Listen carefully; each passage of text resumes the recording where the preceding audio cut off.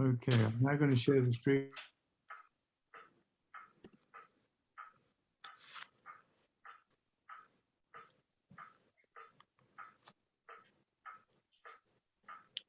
You make it bigger, Cliff? Is that that's the biggest, is it? Yeah, okay. Okay, shall I kick off? Yep, ready when you are, thank you. Okay.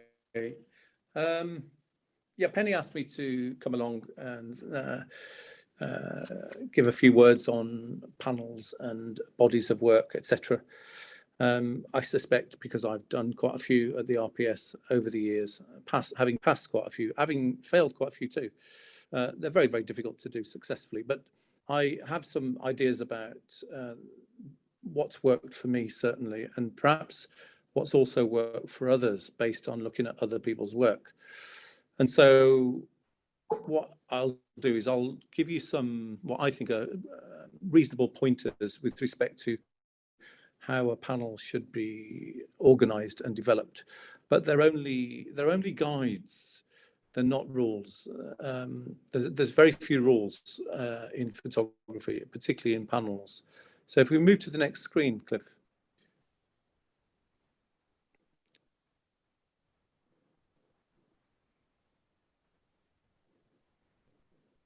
Yeah, okay. So what is a panel then?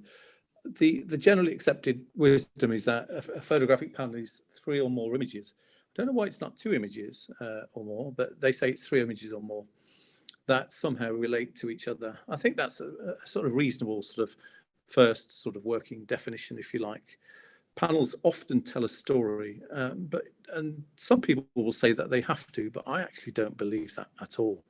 They can if you want to, but they don't have to.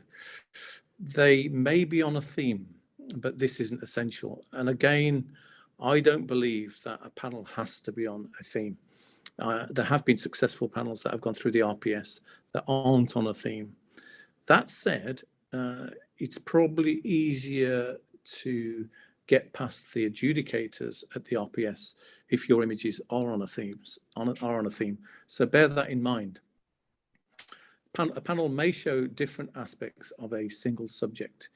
Yes, that is absolutely true. And certainly with some of the panels that I've worked on in the past, for example, I photographed cars on the beach at Pendine Sands in Wales, and they're all vintage cars, but I'm showing different aspects of one subject, which is vehicles, and that tends to work quite well as a body of work. The images in a panel generally work together as a set. Yes, that's a truism. What we're looking for is a set of images that communicate something, that work together as a set. Panels often contain left-handed, right-handed, and central images. Well, this is probably true 90% of the time. You have images that work well. So, for example, symmetrical images quite often will work in the middle of a body of work, in the middle of a panel, whereas images with angles that lead from the left to the right will generally work well on the left-hand side, and conversely, images that move from right to left will work well on the right-hand side of the panel. But we'll see a little bit more of that as we go through, because I'm going to show you some panels. The most successful panels will demonstrate a distinctive and very individual style of photography. I think this is very true. And this is what sets extremely good panels from the very average panels. This is what sets them apart. And if you're thinking of applying to the RPS, and some of you may well be, and many others might not be, but it's the distinctive body of work that they are looking for. And working in panels can be an absolutely wonderful antidote to the competition circuit. On the competition circuit, the high impact images containing the most drama and action are often the ones that score the highest marks. You can understand that as a judge, because there is something to get your teeth into. There is a natural story, there's action, there's impact. Next slide, Cliff. So things to consider when you're organising your panels. it's the density of the images. If you can try and get some sort of equilibrium across the body of work, or get the exposure fairly balanced across the panel of work. I don't mean every single image exposed the same way or printed in exactly the same way, because there will be lighter images and there'll be darker images. But quite often, if you have a lighter image on one side, there will be a counterbalance on the opposite side with another lighter image. And again, we'll look at that as we go through. So I don't think every single image in a panel has to be the same size. But I think it probably helps if they either are the same size, or again, if you've got a series of square images and one rectangular image, the rectangular image is either counterbalanced with another rectangular image on the opposite side, or the rectangular image is in the middle. So it's about trying to produce harmony at the end of the day, and a homogeneous set of images. So if you're printing them, then you would most definitely need to print them all on the same paper surface.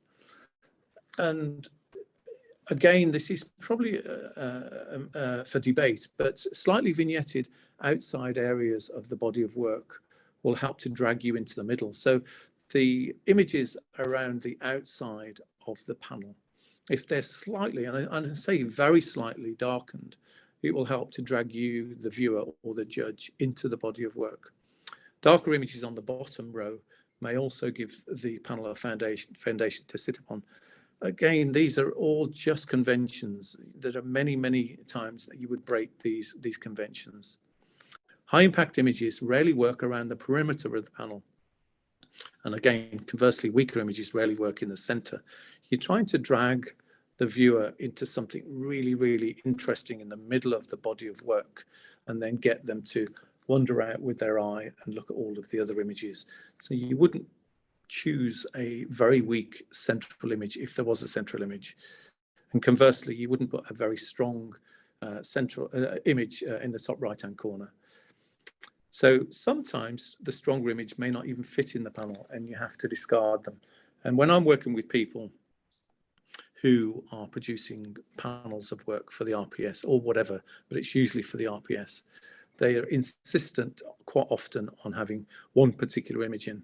And it'll be the particular image that, yes, it's probably one of their finest, but it doesn't work and we can't fit it in anywhere.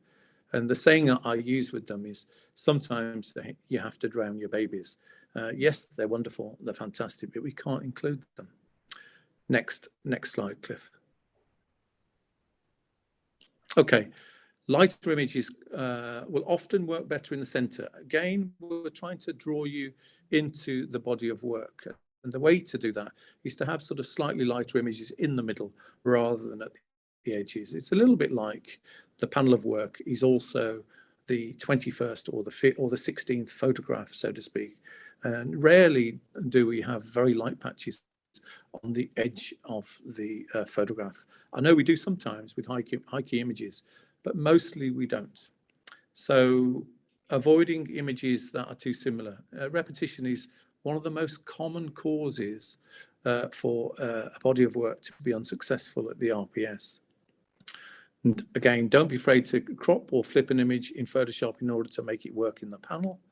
And what I would say to any of you that are thinking of panels or bodies of work is to embrace a variety of styles, content interpretations, and try not to impose too many restrictions on your panels and allow your imagination to take you where you want to. And there lies my hesitancy with all of these conventions that I'm telling you. They are purely conventions. And if you produce something that I had a look at that broke every single convention that was listed here, I would be cock-a-hoop, because that would be the very thing that I would want, and the very thing that, let's face it, that the RPS would love too. Next image, Cliff. Okay, so already in the program, the panels group are there. And the highlight of the year, hopefully, will be for you guys and the people that belong to the panels group to show their work. But you can opt in and you can opt out. You can do this if you want, and if you choose not to, that's absolutely fine too. But I would hope that some people will do it. So there's a slot in the program, and it's a distance off. It says here May 2023. It isn't May 2023. It's April 2023. So let me have a look. That screen's gone a bit dark all of a sudden. That's weird.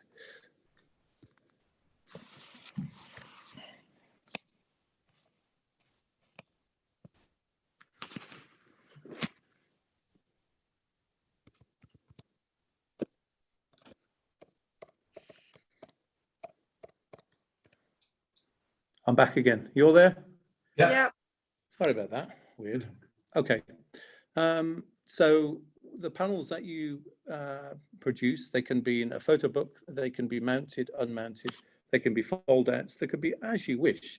They generally work better printed rather than on screen. But for the purpose of tonight, we're on Zoom and you're going to see panels on screen. Okay, next slide, Cliff. Okay, that's a little bit skewy on my screen for some reason. Yeah, that's it.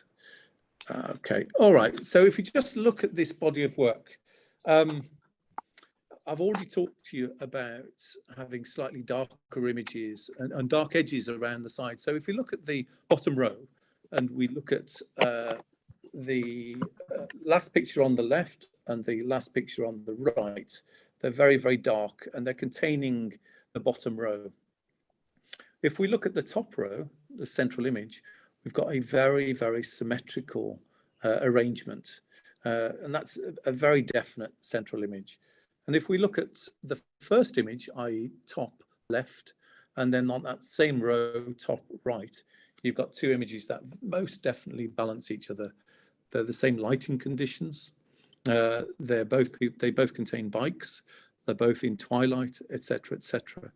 And if we come to the second image on the top row, we've got shadows. And then if we move along, we've got a counterbalance with a shadow as well. So when I'm building panels, I tend to look at pairs and try to drag them together within the body of work and build it up that way. Of course, I'm looking for left-handed, right-handed, and central images too.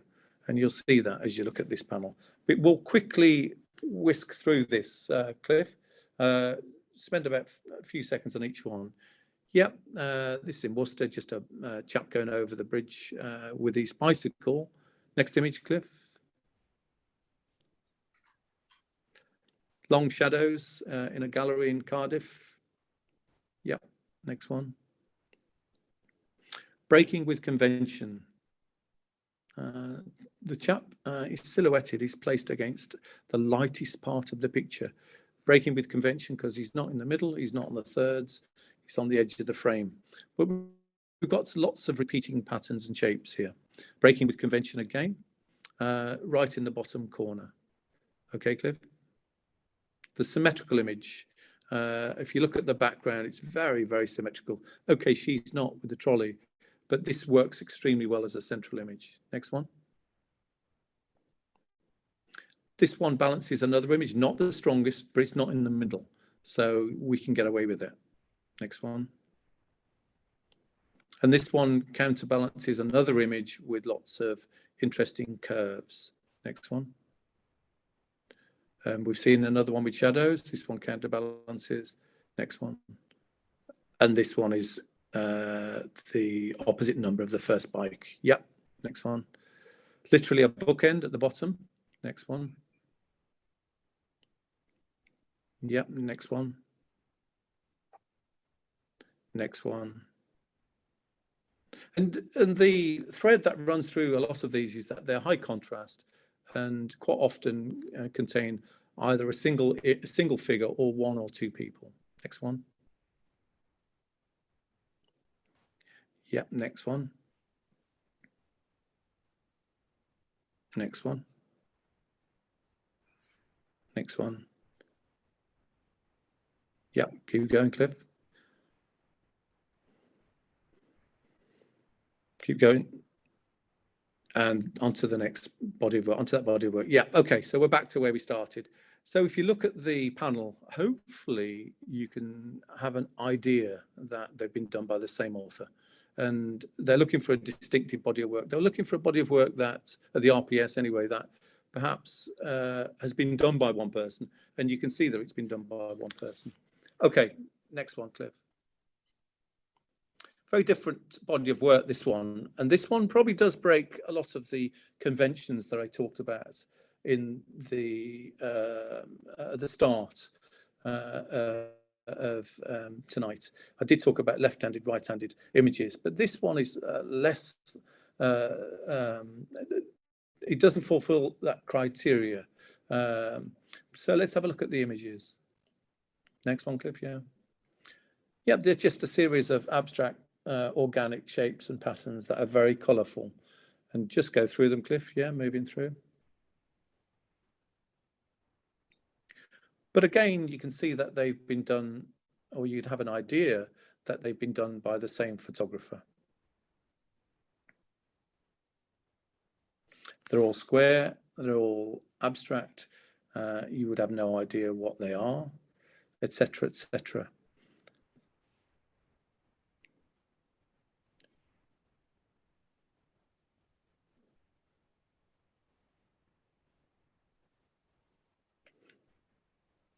And I'm just trying to find interesting arrangements, interesting shapes and patterns. I am still trying to put the lighter areas in the main, in the middle of the picture rather than to the edge.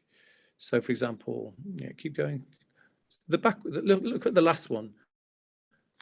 Hold it there, Cliff. On this one here, one of the darkest images in the set is that one on the far right-hand side, and that's the last image.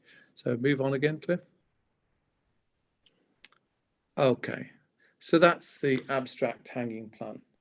And if you look at the coloration within the set, you can see that I've tried to, look, if we think about diptych number 2 and the second one from the end on the same row, they've got a similar coloration. If we look at the bottom row, we've got like a caramel and blue on the last image, and we've got a brown image on the far left on the bottom row to counterbalance that, etc. And the lighter images in the main are drifting towards the center of the body of work, and the darker images in the main are drifting towards the periphery. So you can see what I'm trying to do. This is what I do. I'm sure this is not what every photographer does, but it's a convention, and you don't have to follow it. You don't have to follow it at all. Okay, next body of work, or next panel, Cliff. Yeah, okay, this was my ARPS in 2006. This is infrared. Now, this is probably the best example you'll see so far of left-handed images, right-handed images, and central images. And if you look at the body of work, you've got a very light picture of a boat with a lovely leading line bang in the middle of the picture. And that's the, forgive the pun, that's the sort of anchor photograph. And then we've got another symmetrical image above it, another symmetrical image below it. So these are the sort of anchor points, and everything else is built around them. And then we've got pairs, but not only have we got pairs, we've got something else interesting going on. We've got a vertical, a landscape, a vertical, a landscape all the way through. And we've got a high-low thing going on as well. We've got looking down on images and looking up to the sky. And each one is balancing with its counterpart on the opposite side. So let's move through. Yeah, give them about 5 seconds, Cliff. Move through them. One of the benefits of these images is that they're infrared, so the grasses are white and the boats are dark. And I've only sharpened the boats. The grasses are all, they've all just left to blur. So you are dragged into the grain on the boats. So I'm doing all sorts of tricks with you. The vertical and landscape thing going on, the left-handed, the right-hand thing going on, and the selective sharpening thing going on, just to drag you, the viewer, to where I want you to go, or what I always call the top of the hierarchy of interest.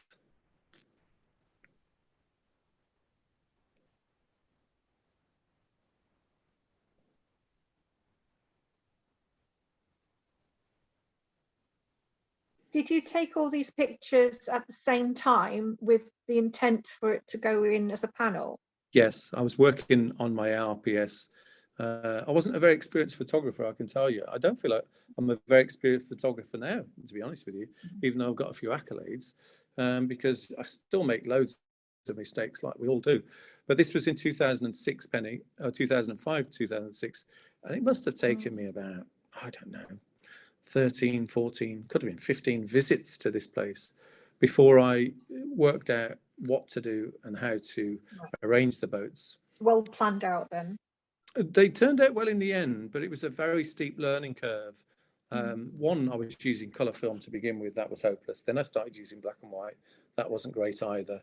Then I was shooting from my height with most of the images, that didn't work. And then I decided to take a set of step ladders down with me, shoot from about 13 foot in the air, and move to infrared. And those were the two epiphany moments, so to speak. Okay, we'll move on to the next panel, Cliff. Yep, that's what you've just seen. And they were on black mounts. I did touch upon mounts earlier in my sort of preamble. And they were on black mounts. Black mounts were not in fashion in 2006. They're certainly not in fashion now. However, if your images are particularly bright, you might want to consider them. And there were lots of grasses in all of these images. And the black mounts definitely suited the subject matter. Okay, we'll move on, Cliff. Right, we're still on infrared, angle C, similar sort of images these. This was, so things have moved on with my photography because it took me probably a year to do the ARPS. And these images, which aren't as good as the ARPS, but they're a panel and they're reasonable. I did them over a weekend. I did have some good lighting, but I was also a much more experienced photographer at this stage. So we've got a series of images that were taken in angle C in two different locations, and I've tried to sort of balance them. They don't balance as well as the boats, because what we've got is we've got not one subject matter, whereas with the boats we had one single subject matter. And I did say to you earlier that having one single subject probably does help you a little bit. Although it's not a prerequisite, it probably does help you when you're trying to get past the RPS. So if you just look at the images, we've got some large vistas on the left-hand side, first image. We'll go through them, Cliff, yeah? This is the JCB, the Joe Cornish boulder, something in the foreground, something in the background. We've got that steel drum on the right-hand side. You'll see that in a few images. And this is probably one of my favorite images, this one, because it's got all the grasses blowing, etc. at the end of the day. This one was a very difficult image to print, I have to say. JCB again, J. Cornish boulder, the stuff in the foreground, midground and background. And this was a central images. It does take you through the middle of those two wheels. And you'll see that cross time and time again from different angles. Yep. And there's the drum again. That's Anglesy's version of Durdle Door on the right. And that drum close up. And I'll show you another image of something close up in a minute, just to counterbalance that. Pilot cottages on Lanpin Island. And then this thing, this winch thing here, to balance with the drum close up. And the cross again on the lighthouse. Look at the next few skies coming up. Not that sky, the next one, I think. Okay, look on the image number 13, which is the central image on the bottom row, and image number 15 on the bottom row, last image. The sky is the same. I've nicked the sky because the sky was a little bit dull on one of them. I can't remember which way around now. Okay, we'll move on to the next panel. You've not seen this panel of work. These were images taken on Pendine Sands in South Wales of the Vehicle Hot Rod Association meeting. This was taken, was it taken this year? I think it was taken this year. Yeah, in June of this year. Okay, we'll move on, Cliff, to the next first image.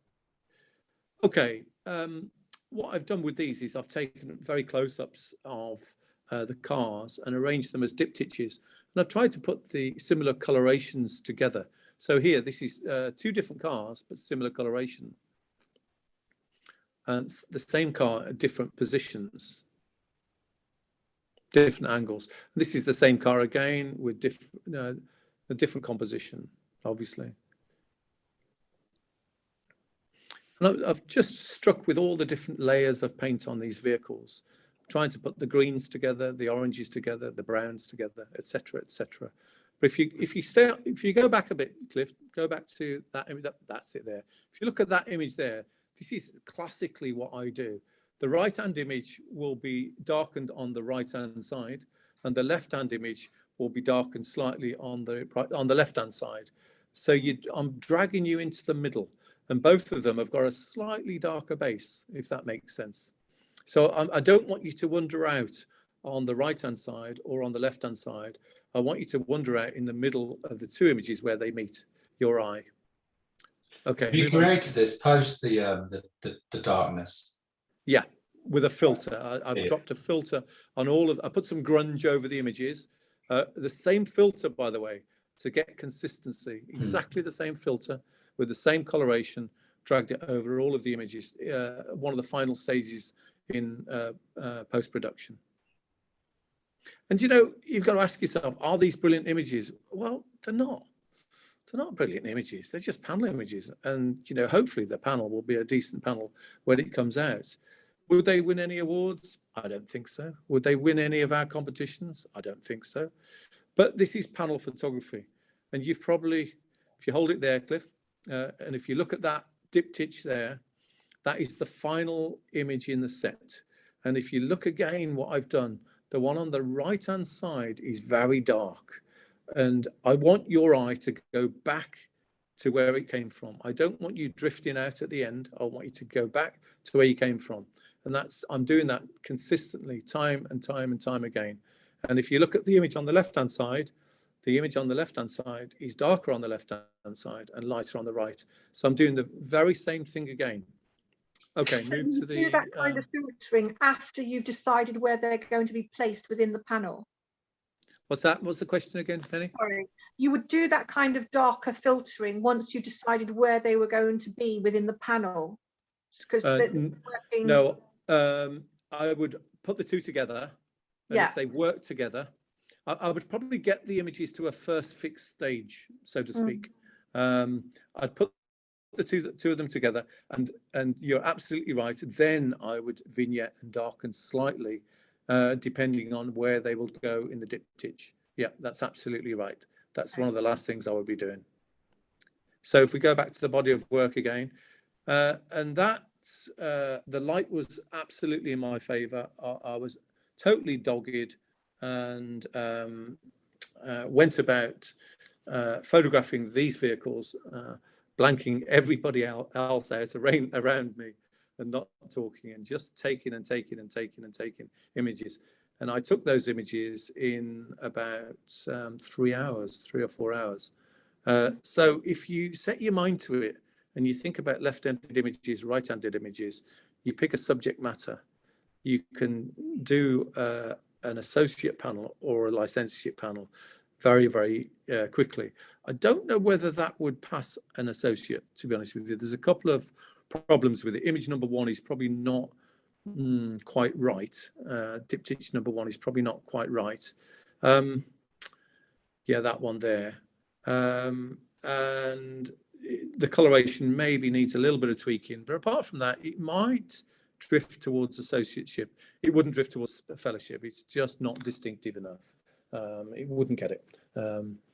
So, Colin, can I ask you something? You mentioned about in post-production you put a filter on. Yeah. Can you describe a bit about the filter you've chosen, and is this one that you've done yourself, or is this one of the Nick or Topaz? No, I don't have Nick or Topaz. I don't use them. It's basically some grunge on a wall that's been photographed by me, and I just drag it over and drop it on the image. Sometimes I might twist it and stretch it and make sure that the artifacts within it don't appear with any consistency. throughout the images, throughout the diptychs, because that would look a little bit odd. And then in the blending modes, I just blend it in, and I can't remember which blending mode I use now. I could tell you if you're really interested. I'll probably go back. And it's basically not dissimilar from what I've done, but with my own backgrounds. Well, yeah, I guess, Yeah. yeah, I guess. And it's just all about experimentation, really. And that's the one thing that I really enjoy about panels. Panels are not about, single big hitting images, which, you get, your 15 seconds of glory and in a club competition or a national competition. Panels are about projects, they're about individual bodies of work that you learn from, and you expand your photography and hone your craft. And you then, if you want to present them to the RPS, I work on lots of panels that I don't present to the RPS, and I work on some that I do, but I really enjoy working in bodies of work. It's what floats my boat. I do enjoy trying to get qualifications at the RPS as well. I don't enjoy the competitions. I do enter them. Because I feel that I should. I particularly feel that I should when I'm stood at the front encouraging people to enter the competition that I know very few people are going to enter, and I feel that I better get my skates on and enter it. The one thing I'm not very good at is people setting a theme and saying, I want images on this theme. I can't stand that, to be honest with you. That's just not me at all. I like to do my own thing. I like to go away and take my own photographs, and the photographs just become my own piece of work, and not to a particular theme on curves or light and day or sunsets or whatever the titles that they give. That's probably the lowest part of photography for me. But I'm not a big fan of the competitions either. I think the competitions, they are helpful when you first start your photography, and as you become more experienced, I think they do damage, and that's controversial, I know, and people will disagree with me, but the judges in the main are quite stereotypical, and they look for high impact images that tell a story, that grab the judge by the throat, that perhaps have got a little bit of emotion, and they will award highest marks or good marks to those particular pictures. Now, what happens then is people start choosing images for the judges because they know the judges like them, and then they go out and start photographing those images because they know the judges like them. And now they've changed they've lost their own voice, so to speak. And what we've got a karaoke version of photography where we're all singing the same song, including the judge. Nobody can get out of it. Nobody wants to get out of it, but everybody's unhappy because as soon as the judge goes, everybody starts moaning about him or her. So panels are the antidote. I totally agree with you. Yeah, panels are the antidote. Get on and do them. That's the final one of the set. Thank you for listening. I'll take some questions if anyone's got any. If not, then I'll go and grab myself a beer. Thank Anybody who's you. got a question, fire away. Yeah, I want to get I've got a collection of photographs already myself to do my L, but I haven't got, as I said, I haven't got a clue how to put them together. What I'd like, you've spoken to me already on email, obviously. I know that. I'm going to go and get some of those to you, but I thought maybe we could interact it with this whole situation of this. Yeah, that's no problem. Interest group would make more sense. Yeah, and then other people can slam me down at the same time as not just you. That's all right. We're all in the same boat. Exactly. Yeah. So that's why I was hung fire and going to go in this way. So that's what I want to do. And obviously, you're going to show some L's existing L panels already in the next few months. But really and truthfully, I'd like to be able to actually push some images forwards to be, maybe critiqued is the wrong word. But I mean, what I would say for Al is, I mean, Cliff is probably closer to the inner sanctum in some ways than I am because he's recently completed his art. But yes. What they're generally looking for is they're looking for evidence that you have got an understanding of how to use your camera with respect to exposure, lenses, and etc. And they want to see variety. They want to see a variety of approach. So they want to see perhaps an image taken indoors, image taken outdoors. They want to see a big vista. They perhaps want to see a close-up. They want to see that you're not just a one-trick pony that can do close-ups of flowers. The LRPS, in my view, is actually very, very difficult to achieve because they're particularly stringent on things like sharpening and exposure. The things that I'm not very good at, to be honest with you, because I sort of, I'm sort of, I wouldn't say I'm a maverick, but I drift in the creative area. And so if things are not quite as sharp as perhaps they should be, then I'm very forgiving of that. I've noticed with your images, the licenseship stage, they're not very forgiving of that. I've looked at. Oh, I thought you done. Sorry. No, you go for it. I've looked at quite a few of your images, and some you've shown tonight actually. Some of the infrared ones. Oh yeah. I'm thinking they're lovely images, but they're not sharp necessarily. No. They're creative, and there's a difference. They're actually not very sharp, those images, particularly. But they're beautiful. Particularly the ARPS, because that was on an old film camera. It's infrared. Infrared was notoriously soft around the edges, but at A standard, you'll get away with that. At L standard, I think you might struggle a little bit with that, but at A, they want to see much more expression. So I probably would I would encourage sharpness with licenseship. That's what I'm trying to say. I've just started using infrared, as in digital. To be fair with you, not Yeah, film. I've seen some of them. They're good. Yeah, They're good. But and they're fun. Yeah.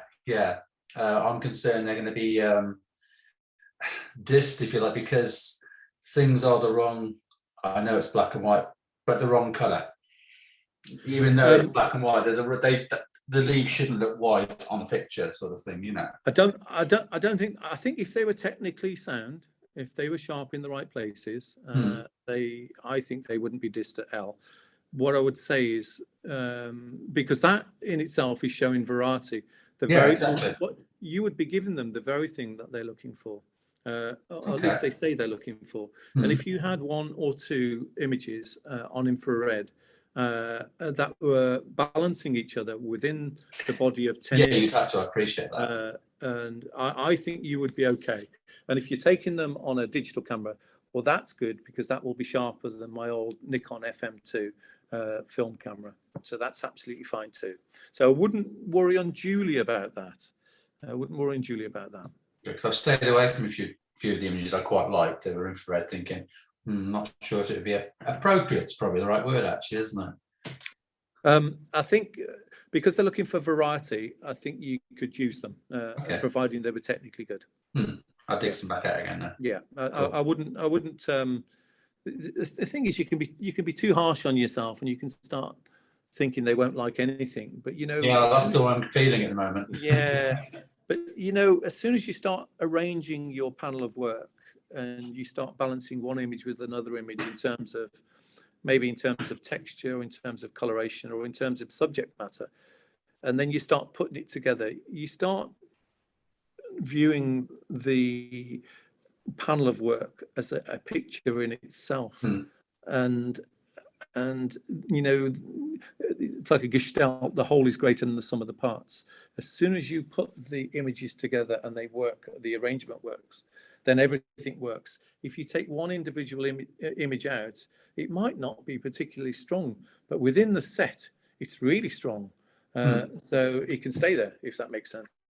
Yes, I understand what you're saying. One last thing would be trying to put a panel together, as in physically put it together. I saw the RPS downloaded some templates, but I couldn't seem to get them to work on my Mac. Yeah, can I say about that? That's because you need to download the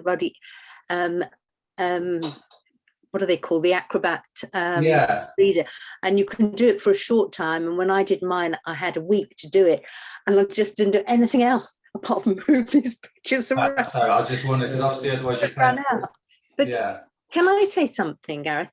What I Please. would say is, if you just to start when you're right at the beginning, just put some pictures out that you like. Okay, and start off saying you like them, and then see if any of them have an opposite that you could pair I got them. you. Yeah, I've Rather totally than saying no, that's no good, that's no good, because you've got to start somewhere, and it's almost like playing cards. You've got to move them around a bit. and Yeah, see I if got they- to understand totally. Yeah, but it's getting them into a formatted panel. Simple as that, really. I'm struggling with. The other thing, I've just got that, if you can see it, I don't know. That's just disappeared. Sorry, put it in front of you. And it's just saying about licentiate. To become a licentiate of the society, you need to show good photographic competence in camera work and technical quality, visual awareness and communication. Yes, of course. Those last two items are Yeah. the crux of it as well. Yeah. But I'm sure if you look on the RPS site, it does actually go through it in more detail. But if it isn't there, I've got the one that we used in our internal diploma at Worcester, which is in more detail. It's how they assess them. So that could be quite useful to share. No, Colin, I just wanted to say, because I'm really interested in forgetting the distinctions, really interested in documentary photography, and I thought your maritime graveyard panel was just gorgeous. I loved the drama and the emotion and what it said about humanity without there being any people there. I just absolutely loved it, and I love your comments about the fact that the panel allows you to present images that might not stand alone, but give the panel fabulous impact as a group. Yeah. And I just think that's just so inspiring. Yeah. And, if you work in a particular area, so for example, I just said Gareth was doing an ARPS and he said, right, I'm going to do it on infrared. I'm telling you, he's going to get so good at infrared. He's going to get absolutely brilliant at it. He's going to work and work and work. And then when he's given 100% and somebody like me or Maddie or somebody else comes along and says, no, you're going to give another 10% to get your LPS. And he works and works and works and he gets it. He'll become so good at it. So what it does is it really hones your craft in a particular genre. And then what generally happens is that as soon as you've got it and you've done it, you move on and you start on another genre. But that's so much better than the butterfly technique of taking this and taking that, because that judge has come along and I know he likes bicycles. So I'm going to stick some bicycles in because that might give me some extra points. And I know I'm not going to win it, but at least I'll feel okay because I'll get, a reasonable mark. Absolutely right, Colin. The judges don't know their arse from their elbow, to be honest with you. Yeah. And I wouldn't even. I enter because I feel that I should, but I'm not serious about it. If that makes sense.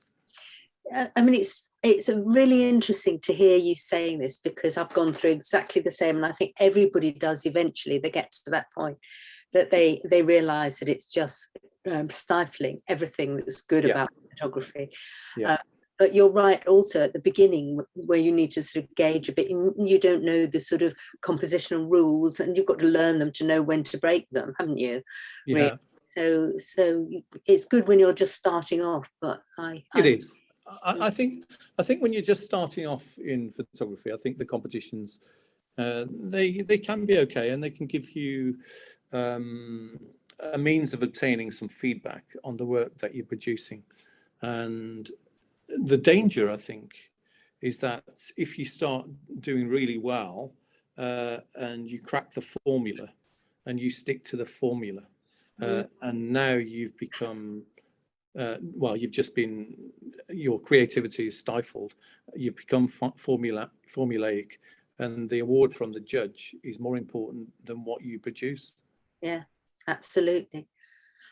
And I think people reach that level at different times. I mean, I'm sure that there are people in Beacon who are really super keen, and they think they're being highly creative because they've got very formulaic photography. And Yeah, I mean, on the national stage, I can name lots of different photographers. Less so at Beacon, but certainly at Smethwick, I can name so many. Oh my goodness me! And as a program secretary, I won't invite them to the club because it'll be the same old, same old. And I think the club would hang me if I invite them, because I know a lot of the members just don't like the stuff. They just don't like it because they've said to me they don't want it.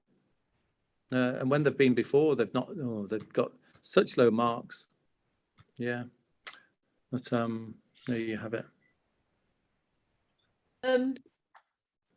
I put in the chat some links that might be useful about licentiate stuff. Yes, thank you, Linda. They're all on Yeah. the RPS website. I can't really stress enough how useful it is to observe both forms of it, and sometimes you find yourself shouting at the screen. Oh, I've frozen. Am I still frozen? No. Sometimes you find yourself shouting at the screen when they're going to chuck something out that you think has real merit because one person gets a bee in their bonnet, and other times you're thinking, oh my God, you passed that. But that's probably also due to a certain amount of personal preference and what floats your creative boat. But it's really, really instructive to see both. And when you've got your bunch of pictures together, because advisory days are still few and far between in person, I think, unless you travel a long way, you can do one of these one-to-one things as well. And I put a link, the last link from 2035. So anyway, there you go. Sorry, Penny, I'm going to have to leave. But I just wanted to thank everyone. It's been absolutely fabulous and very, very inspirational. Thank you, Colin. Thank you, everyone. Look forward to the next meeting. No problem. So are we going to figure out what to do in January, or is this once every 2 months? Or? Okay, Colin? Did you hear that? Sorry, what was that, Cliff? I'm going to stop recording. Yeah, that's fine.